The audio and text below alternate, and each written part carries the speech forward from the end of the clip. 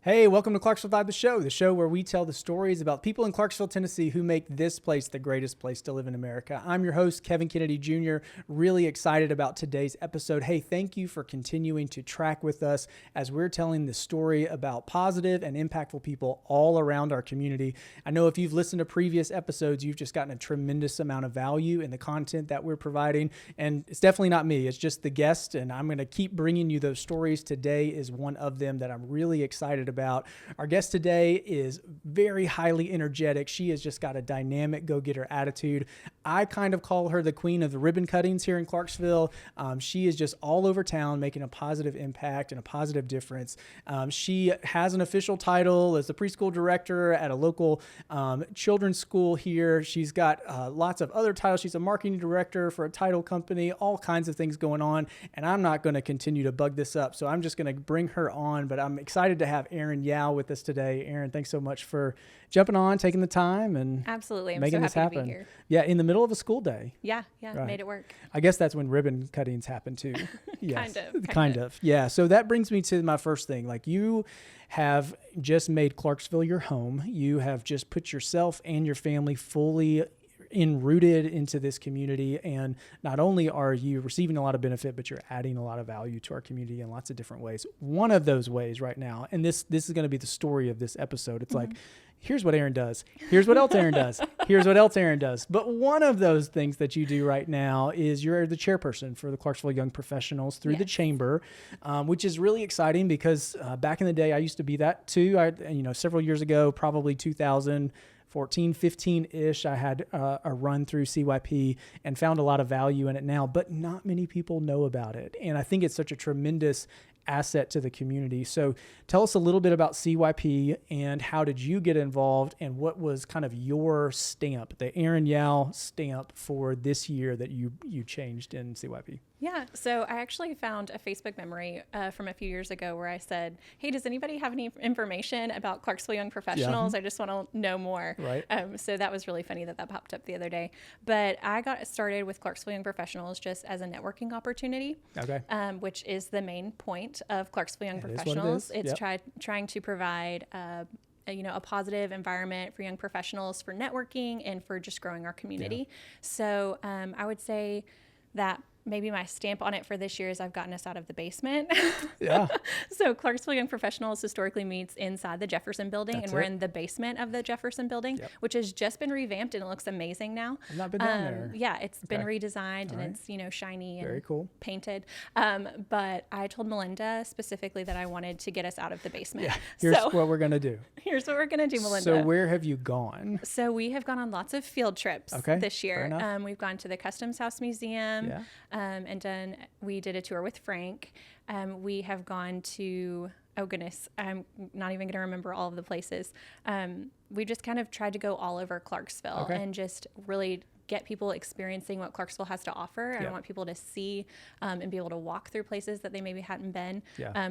The Customs House Museum, there were only like 3 of us who had ever been inside the museum before, and there were 30 of us there for that tour. So that's a good group. Yeah, it was great. A very good group. Yeah, that's fun. My kids love the museum, and I think it's undervalued. Absolutely. When I go through there with my adult lens, I'm like, this is really cool, and then my kids are just lit up times 10. Right? They just love every aspect. The Bubble Cave is likened to Disney. Yes. I mean, it's just so exciting. So, random fact: you or Eric, who can pull the bubbles higher? Oh, definitely me. You got him. It's a skill. Trash talk. It's a skill. She says she's got it. We might need photo evidence. But I'll work on that for you. So I saw you also went to the arena. You got a little sneak peek tour of the arena. We did a behind the scenes tour of the arena, and I can't wait to get in the arena now that it's actually ready for people. Very cool. Without a hard hat on, I think it'll just be really exciting. You should probably just bring the hard hat anyway. Just in case. Yeah, just in case. Same one. Yeah. Just when you did the tour, just bring it back. First event. With that safety vest too. They provided safety vests, goggles, hard hats. It was a whole situation. Yeah. Well, but I think the value of CYP is, depending on the leadership at the time, you get different focuses, right? Before me was Brandy Bryant. You remember Brandy was here. She, really rocked it out with CYP. when you went into her meetings at CYP, it was kind of like a Tony Robbins like a conference, just high energy. Like she would sing a song, you just get everybody fired up. And I told Melinda, I was like, I don't have that energy. That's not me, so I did kind of what you did. We actually went to Jenkins and Wynn one day, which was really cool. Casey Jenkins gave us a tour around the facility and told us a lot of things about Jenkins and Wynn that we really didn't know, but they have a nice conference center. She talked to us about leading as a younger professional in this just long tenured established company here in town. And then we got to go around. I think one of the coolest things that I took away from this, and these are kinds of things that only you find out when you spend some time in the community, but I don't remember exactly, but they don't have like a heating or electricity bill there because they use the motor oil from their oil changes and then repurpose that to provide energy to the whole facility. Whoa.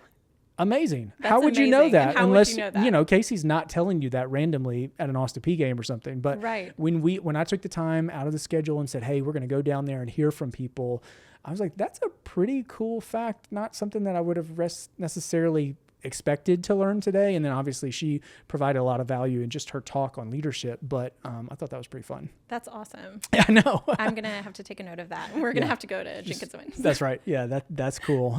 So one of the other things that you've obviously got is your full-time job, right? You've got a lot of part-time jobs, but your full-time job is the director of preschool there at Clarksville Christian School, right? So how long have you been doing that? So I actually started out as the director of Hilldale Christian Child Care Center, which is inside of the Hilldale Church of Christ. It's been there for about 20 years. So did I just give you the wrong title? No, okay, I also have that title too. The epitome of Erin Yow is I also have that title too. Episode name. I started at Hilldale as the director of the Child Care Center there. So we serve ages 6 weeks all the way up through before and after care services for some of our local schools. And I actually helped create the Clarksville Christian School program because Clarksville Christian School is our sister school of Hilldale Christian Child Care Center. We were both started by the church at Hilldale Church of Christ. So we work together and we collaborate on a lot of different things. And I basically was like, hey, you guys need a preschool. Yeah. And I can help with that. Yes, for Clarksville Christian School. Is that kind of a recurring theme of your life? Like, hey, I see a need and I can help you with that. I guess. So how you find yourself all over the community. Whenever I see a need, if I can't do it, I want to find someone who can. Fair enough. So that's cool. So in that world, Clarksville with this booming population, like we're kind of seeing, at least from what I hear, shortage of early childcare options. So from behind the scenes in the industry, what does that look like for you in terms of, let's just say before and after school or preschool options? How significant is that reality in our local community? And do you have any way to compare it to other communities around us? Yes. So Clarksville, Montgomery County has a huge shortage for child care centers right now. It's been a couple of months since I checked the actual number, but at the end of last year, it was 95 licensed child care centers in Montgomery County, which sounds maybe like a lot, but most of those places have less than 100 children. So they're obviously working on it. There's a big project that the county has taken on to create a child care center up in the industrial development area to help out with that. But there are about 1,200 children that are currently displaced right now that don't have child care. So that means parents who have jobs lined up or are working jobs and may not have somewhere that don't have childcare reliable to go. It's a huge issue. And so you said the county has taken on this project. Do you feel like it's more of a government role to kind of step in, or is it just a lack of private investment in the industry here? What does that look like from your perspective? I think it's more of a lack of private investment in our area. But right now, if you have, let's just say, a 1-year-old, right now you're looking at a minimum of a 2-year wait list for pretty much any child care center in Clarksville. I love making phone calls whenever I can tell people that they have a spot because it's kind of like an Oprah situation where you're like, you get a car or something like that. I'm like, you have a spot at our child care center, and that's people awesome. Get so excited about it. But nowadays, mostly it has been people calling and saying, hey, I'm just calling to check on our wait list. And I'm like, thank you so much for calling. We'll add you. Please call back. Number 400. Yes. Yes. Wow.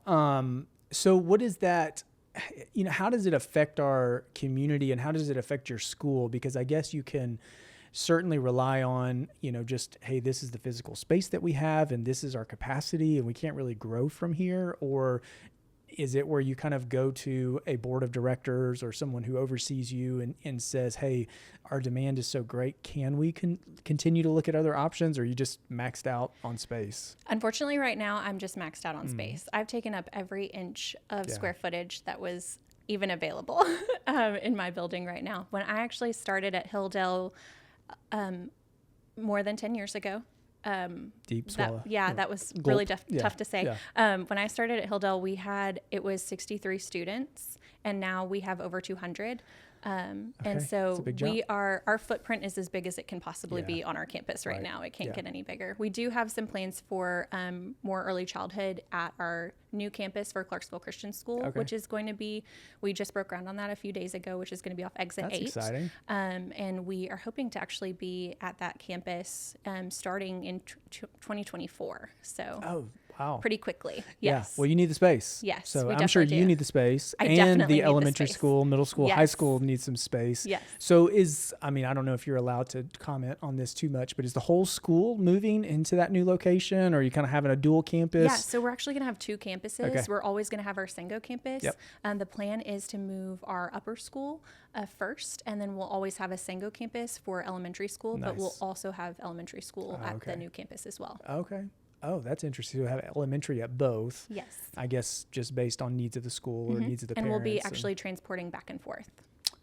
Interesting. Yeah, that's pretty fantastic. That way, if that's you a lot live of in logistics. Sengo, you can still attend our other campus as well. Very cool. Yeah, I'm sure that gives the school a lot of flexibility. And I guess with the upper school, that's really exciting because maybe there's a little bit more of a footprint for athletics and things because you're locked in. You're kind of landlocked where our you are now. athletic complex is one of the first things to go in. So we're really excited. Yeah, very cool. And from what I've heard, it sounds like upper school level. I know this isn't, necessarily where you are each and every day, but seems like it's making a lot of improvements and intentional effort in terms of some athletics. Really exciting. Girls basketball success recently. Sounds like baseball's got a new coach that everyone on campus is really excited about. So it seems like the school is really making some intentional efforts to try to add the value to the students in terms of athletics. And I'm sure there's other things as well. Absolutely. Yes. My daughter is so excited to play basketball. She is not eligible for our basketball team for a few more years, but I did the Sign me up, coach. The other day, and when she's a freshman, Lauren Hassel will be a senior, so she could potentially be, even though she'll probably be JV because we are not very coordinated, but she could potentially be on that same team. Yeah, and they'll probably win a gold medal. Lauren Hassel. The Lauren Hassel. That's amazing. Right. Yeah, that's exciting. Yeah, if you've not watched Lauren play, and I've not watched her play in a few years, I've kind of watched her grow up around town, but she's just a really dynamic ball player. Comes from a family of ball players. Yes. Coach Hassel, Trenton, is really one of the most humble guys I've ever met, just really, really down to earth considering his level of success, and certainly a big pull for CCS to kind of get him to help lead this girls program. Absolutely. And we should say Tiffany's pretty awesome too. For sure. For sure. Very, very cool. So from a early childhood perspective, I get to deal with a lot of different parents. In my industry, you get to see a lot of parents. I think sometimes we get perspective when we're dealing with families that kind of cross a lot of, boundaries or borders, that we see some insights into what kids are facing now, kind of where kids can continue to grow, how parents might be under-resourced in some areas. Where do you feel like parents can find some benefit in the curriculum that a program like yourself is providing for their young kids that they maybe wouldn't know about just making it through day-to-day parenting? Yeah, I think that a huge aspect of early childhood is in the social emotional learning that a child goes through. Yeah. Learning things like sharing, learning things like just communicating, learning how to ask for things, learning how to tell someone what's okay and what's not okay. All those are really important skills that we're teaching children. Mm-hmm. And we're definitely seeing it in the school system. I'm in CMCSS leadership, and I'm learning a lot about the public school system, which I potentially haven't had a lot of information about in the past. So just learning about the gaps that they're seeing with children with social emotional development. So that's been a huge focus for us, especially over the past few years. Learning things like how to say, no, it's not okay, or I don't like that, or saying, I'm playing with this right now, and you can play with it in a minute. A lot of times as parents, I think we kind of train our children to share. We're like, oh, share that. Right. And then parents hear me say, it's okay. You don't have to share that right now. You can share it when you're done. Wait a second. You can share it when you're ready. And it's kind of like whiplash almost, like, wait, what? Yeah. No, they should share. Yeah, they can share. They can share whenever they're done. It's okay for them to play with that right now. Yeah. And this isn't something that you're necessarily just winging it on the fly or just something you decided to do with your girls. This is kind of research-based, high-level child psychology studies that promote terminology, techniques, things that I'm sure you're studying, but also your teachers are studying. Absolutely. A big thing that I've learned is as parents, we've kind of trained our children to walk away. That's one of our biggest coping mechanisms. We're like, if you don't like it, just walk away. Just walk away. Just walk away. It's okay. But I really want children to have a voice and for them to be able to say, I don't like that. Or it's okay to just talk to someone and tell them how you're feeling. I feel like as adults, that's something that we've kind of shied away from. Everyone gets a little passive with how they're feeling, or someone says something and it maybe hurts your feelings. And instead of saying, hey, that kind of hurt my feelings. Right. And addressing it with them, we say, okay. And then we kind of turn around and don't talk to them again. again. That's right. Yeah. Right. Yeah. That's a lot easier to do behind a screen. Right. And so naturally we've got to kind of navigate that, which I guess is, maybe my next question of, how much, screen learning are young kids doing right now? And is there any kind of research or, push from the educational side that would say, hey, we're going to tailor back this screen usage in our education process, or we're going to leverage what kids are already using and help them benefit from the skills that they're already gaining? Yes. So in pre-K specifically, we try to be very no screen while they're at our center or while they're at our school. We have really specific regulations whenever it comes to how much screen time a kid can have with us or what they're allowed to see while they're with us. Regulations as in state regulations? State regulations, absolutely. Really? Mm-hmm. That's I'm glad they're there. I probably don't. Children 2 and under are not allowed to watch TV or have screen time of any kind in a child care center. Not allowed by the state? Not allowed by the state. There's all kinds of regulations. I'm actually really in favor of that because I know the research behind it. I also wish that there would be no juice under 2. Just in my world, we don't right? serve any juice. Don't worry. But I think it's a lot of times parents, we naturally parent the way that either as a reflection of what we were parented like or opposed to what we were parented like, and sometimes we're just unaware of some of the studies that have been done that show that, for example, in my world, juice just has no nutritional value under the age of 2. It doesn't serve any purpose. It's more damaging than it is helpful, not to mention just on the teeth, but also in the overall sugar regulation of the body, how your brain is developing, how your brain responds to sugar. I mean, it is one of those things where I wish we could get to a place where parents don't have a thought that maybe they're helping their child with sugar. Screens are that next topic that I think is continuing to develop, and naturally adults have our own battles with screens and how much we retreat to our screens of just, comfort or connection with people or whatever. But if we don't start, really putting in boundaries for our young kids, then that's really going to be a challenge. But I did not know that the state has a regulation on that. I'm very impressed by that because it seems a little forward thinking for the state to have that regulation in place, because I think it is a mark of developing health for young kids. It's not restrictive. It's empowering them to learn how to play in the world, to learn how to look a human in the eye, to feel skin to skin touch, or whatever that may be, whatever is a result of them not having screenplay. They're gaining so much by all of the other interactions that really carry them throughout life. Whereas in the absence of those and in the abundance of screens, it's really detrimental. Absolutely. And play is specifically, like, that's not something that children just know how to do. They don't know appropriate play. And it's our job as parents and educators and just people in their world to teach them appropriate play.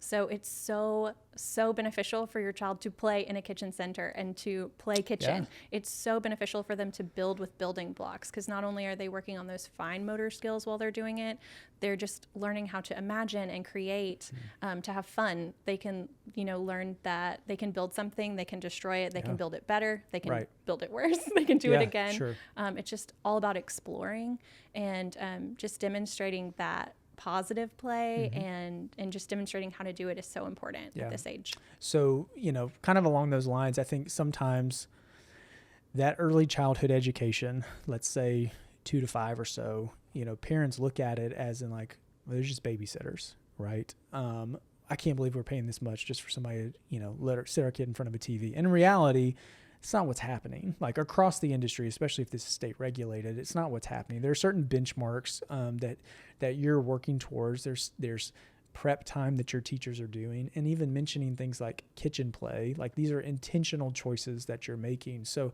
I guess to someone who is maybe not a parent yet, or a parent in that age group that just looks and like, oh yeah, they're playing hide and seek, or they're playing kitchen play, or they're playing with these blocks. If they were actually interested in maybe learning more of the intention behind some of these activities, where would you point them? So a great tool is the CDC's website has developmental milestones that you can actually track with all of your children. Typically, you're going to get those whenever you go to like a pediatrician's well check. Yeah. But those are things that you can look up on your own and Did those drive you crazy raising your own kids? Yes, they did. Like, okay, she's 2 years and 2 days and she's not had this. So Dr. Rhodes was our pediatrician at first. Yeah. Everybody loves Dr. Rhodes. Absolutely. And I was like, well, she only has 7 words. Yeah. And he said, but how many does she have some signs? Because I know you mentioned signs. I was like, yes. And he goes, those count. And I said, okay, but she only has 7 words. Yeah. And this says that she's supposed to have 15 or whatever it was at that time. Yeah. But a funny story just with teaching those young children specifically in what we're doing. So I'm trying to just demonstrate being gentle or being kind, because whenever you're 1 or 2, sometimes even 3, you tend to just react to something. So if someone takes your toy, you're going to hit, or you're going to, try to snatch it back from them. So we talk a lot about being gentle, and what we do is we demonstrate being gentle. So like I'll offer my hand and they'll show me that they can be gentle. And a parent came in the other day and I caught them in the hallway and I said, "Oh, Sadie, I'm so glad you're here at school today." Yeah. And she came up and she patted my hand and I said, "Oh, that was so gentle. I love that." And her mom said, "I was wondering why she was petting everyone in our house." That's right. We've been working really hard on being gentle. So. These are in the curriculum. Yes. Yeah. This is not by accident. We're really trying to work on something special here. So I realized afterwards that I should probably make sure that I tell parents, if your child is petting you, this is why. That's right. This is the terminology we're using. Yeah. The alternative is just the destruction of your building blocks and your toys. Exactly. So gentleness is something that you can learn. That's really cool. I'm pretty fascinated by early childhood education. My wife Adanya has spent a lot of time in learning about social emotional learning, how to bring that into the classroom. She's just really has a gift for it, of being able to kind of receive it, and then the kids that she's around, or especially in our home, implementing those things, giving kids their voice in terms of allowing them to share how they feel.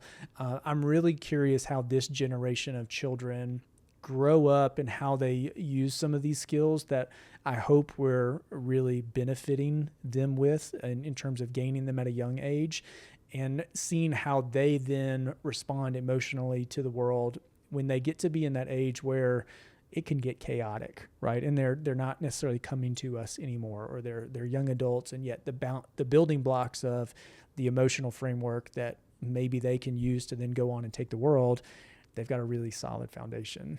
Absolutely. Just constantly talking to kids about, how to react to situations, and telling them, yeah, I've been mad too, or I get upset too. And when I get upset, this is what I do. I take a deep breath. and then I can talk about it. And so can you take a deep breath with me right now, and kind of just walking them through that process. There's a lot of adults that could really probably benefit from that. Yeah. So. Yeah. And the thing is, I think for adults is you don't look at the instance where the 3-year-old is losing it because mom is going to the grocery store across the street and she wants to go with her, is actually a learning opportunity to help de-escalate these big emotions or be with them in the emotions, right? And both of those are tools that we can use, because if you just dismiss it and you just say she'll get over it, just, whatever, like just let her sit there and cry, let her soothe herself or whatever, then when that kid gets to be 12, 13, 19, 24, they've developed this rhythm of how their brain is responding to stress, and we don't get to be a part of it anymore. And so I sometimes I get the opportunity in my day of just on our 0 to 3-year-olds, telling parents, like, I can't stress to you enough with my own experience parenting and what I've learned both in dental school, which was very, very little, but then just as being a student of parenting styles, how critical these years are. Because by the time you get to kindergarten and first grade, you start to get more academic knowledge, and you're still incorporating social emotional learning into it, but so much of that really early childhood, it's all building blocks. It's all building blocks. Mm-hmm. Yeah. And we've got to start with the foundation. Absolutely. Yeah. Very, very cool. So, are you connected to national or like regional organizations that kind of help structure that? Or is this you, Erin Yow, just kind of getting on the internet and saying, this is what I want our kids to, learn this year? Yeah. So we actually change and develop our curriculum every single year. I have a specific group of people who every year create our scope and sequence. We kind of go through our curriculum and kind of like fine tune it, just because I feel like the children of today are not the children of last year. And it just changes every year. The way we parent changes, the way our students act, behave, just engage with one another, it all changes. So that's something that we constantly have to be kind of just figuring out as we go along. And just open to it. So I am a part of a couple of national organizations, but that is something that we're constantly just reevaluating and revamping. Yeah, very cool. Well, once again, that's one aspect of your life. And then you just got your hands in lots of things. Your husband, Eric, is a great friend and just somebody that I admire a lot. And he's got his hands all over the place. And so definitely power couple status here in Clarksville. You just got all kinds of things happening. He's an attorney, also does real estate, also does XYZ. I don't even want to start to name them because I'm definitely going to leave stuff out.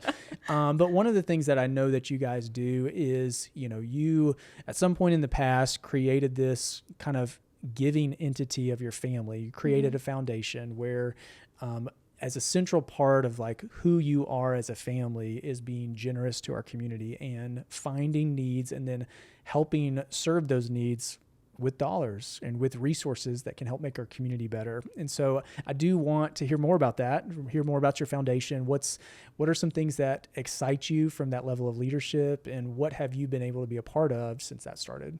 Yeah, so the idea of YFI started just because there are so many needs in our community. We have so many great organizations that are doing very specific things. What we were kind of finding like a little bit of a hole almost was there were specifically foster families and like our DHS just a group was kind of falling through the cracks a little bit. We were getting a call from someone who was like, hey, I have this mom and she needs a car seat so that her kid can come home with her. And we're like, that's all she needs so that her kid can come home? Yes. Like, let's find her a car seat. Right. Sure. Yes. Like we can do that. Right. So it was just kind of like figuring out a need and then figuring out how we could kind of fix it. And there were so many people that wanted to come aboard and help with that. So we were trying to find the best avenue to fill that. So just kind of being able to get everybody on board and find this need and kind of vetting it, making sure that like this is a real need, this is, how we found it, and then other people can contribute to that too. And it's kind of just an added bonus that you can do it in a tax deductible way so that your dollar goes further. Right. Yeah. And it's very real. I mean, it's unfortunately we have to do the math like that sometimes, like when we give $1 that is not tax deductible. We could have given $1.50 if it was, right? And that's the way that, when you try to supercharge your giving, or like the conversation that I've had sometimes is turbocharge it, like really extend it. Sometimes you got to jump through the hoops of, finding an entity that we can contribute to, that you believe in, that you can then use that vehicle, those leaders, that board of directors to really steward those resources well and do it formally, where it's, has oversight and still has its tentacles in all the different parts of the community. So I guess props to you and Eric both for doing that, and kind of doing, I'm sure it was probably the monotonous and the mundane labor of creating an entity, and then you got to keep up with the tax records every year. I mean, it's a lot when really you just want to help people. Yeah, it definitely is a lot, but we really wanted to be able to kind of give without strings. A lot of times you kind of have to jump through a couple of hoops, which is great, and it's fine, and those things are all there for a reason. But we wanted to be able to help people who need it right in that moment. Yeah. So that's why we did that. Yeah, that's cool. Well, I know we've talked about a lot. There's a lot that we haven't talked about, that maybe there's an episode 2 out there somewhere that we'll circle back on. But I think what, people will hear from this episode is, once again, we're bringing someone to the show who is passionate about our community, who is doing great things in an industry where most people think they know what's going on, but behind the scenes, they really don't. And the intention and the care that you give to the students who are under your care, and I'm sure the teachers that are under your care there, kind of changing our culture generation by generation of teaching them how to interact with how their minds and hearts were created, and giving them a foundation to kind of go and interact with the world and take on the challenges and do all the things that we want our kids to do. It's pretty amazing. The foundation is something that I've really admired from a distance. I mean, I think that's very, very cool to see that need and think, if we do it this way, we can do 40 car seats. If we do it this way, we can do it 50 car seats. And so let's do the extra work and make this happen, and we can make these dollars go further. So that's really exciting. Of course, Eric is, still just killing the world one day at a time, just dominating things, both at its law practice, title company, real estate. I mean, one thing that I really admire about Eric is his willingness to be a mentor to people. And I know you get to see that as well, and share the experience and the knowledge that he's gained. You guys got to write a book together. That was pretty cool. I'm sure you wrote most of it, or definitely the lion's share. That's funny. I guess another episode we'll have to tell about how Eric, when he first moved to town, he came here and was working with my dad, and then got to be a part of writing some of my dad's books, right? So maybe that's what spurred him on to this. I think so. Best-selling author of the new book. Started it all, for sure. That's hilarious. Well, let's move to the lightning round. Okay. So these are just fun questions. Favorite date spot with Eric in town? Pretty much any Mexican restaurant. Okay. So we love Mexican food. Just fill in the blank and you'll go. Eric really loves Mexican food. He eats it at least twice a day. That's an impressive rate. Yes.